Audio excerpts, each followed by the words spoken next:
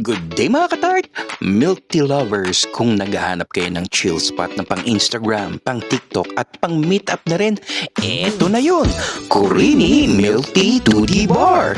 Imagine, umiinom ka ng milk tea sa loob ng parang sketchbook world, black and white lahat, parang ikaw ang magbibigay ng kulay sa paligid mo. Nandito lang to sa Santa Lucia East Mall na connected sa LRT link papuntang LRT2 Marikina Pasig Station. Kaya sa sobrang dali puntahan, lalo na sa commuters from Marikina, Rizal at nearby areas, kaya wag na natin patagalin. Tinry namin yung yogurt premium series mango with yogurt popping boba. Sakto ang tamis at asim. Tapos may popping boba at pearls pa. Kaya bawat sip may texture, may experience. Oreo cheesecake milk tea with pearls. Para kang umiinom ng dessert, literal na Oreo cheesecake in drink form. At syempre, brown sugar milk tea with pearls, classic Taiwanese favorite pero mas creamy, mas smooth sa bawat sip. Pair it with their Japanese buns, original pork, bola-bola style, at sweet pork asado feels. Plus chicken pops na may cheese and sweet and sour flavor, perfect pang snack habang nagchichill. At dahil galing Japan ang Kurini,